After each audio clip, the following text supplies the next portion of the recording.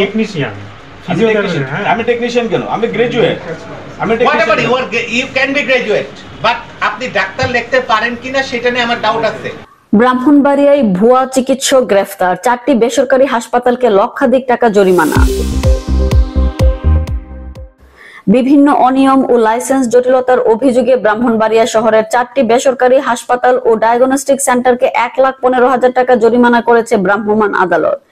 এ সময় ভুয়া চিকিৎসক পরিচয়ে সেবা দেওয়া একজন থেরাপিস্টকে গ্রেফতার করে 3 দিনের কারাদণ্ড প্রদান করা হয়।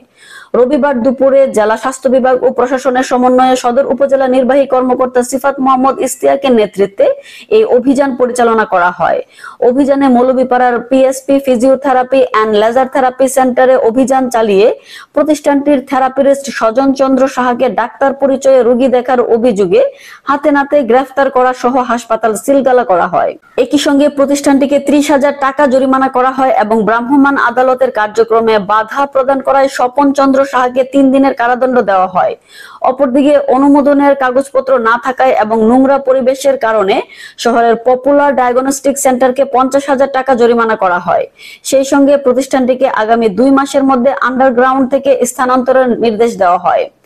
জেল রোডের আল খলিল হাসপাতাল অ্যান্ড ডায়াগনস্টিক সেন্টার পরিবেশ অধিদপ্তরের অনুমোদন না থাকায় 15,000 টাকা জরিমানা গুনতে হয়। একইভাবে গ্লোবাল হাসপাতাল অ্যান্ড ডায়াগনস্টিক সেন্টারকে অনুমোদনের কাগজপত্র না থাকায় 20,000 টাকা জরিমানা করা হয়। আচ্ছা, আপনারা সকলে অবগত আছেন যে ব্রাহ্মণবাড়িয়ায় বিভিন্ন সময় অবৈধভাবে ক্লিনিক এবং অবৈধ ডাক্তার কর্তৃক চিকিৎসা কার্য পরিচালনা হচ্ছে, যেটা আপনারা নগরবাসী হিসাবে সকলেই জানেন। তারই অংশ হিসাবে আমাদের প্রিয় মহোদয় এবং আমাদের সিভিল সার্জন মহোদয় তারা বিভিন্ন সময় আমাদেরকে এই ব্যাপারে অবগত করছিলেন। তারই অংশ হিসাবে আমি উপজেলা নির্বাহী অফিসার সদর আজকে বের হয়ে দেখলাম যে এখানে একজন ফিজিওথেরাপিস্ট নিজেকে ডাক্তার পরিচয় দিয়ে পুরোপুরি এমবিবিএস চিকিৎসক হিসাবে চিকিৎসা কার্য পরিচালনা করছেন। সাথে সাথে তাকে 3 দিনের জেল দেওয়া হয়েছে এবং তার সেই প্রতিষ্ঠানটি সিলগালা করা হয়েছে।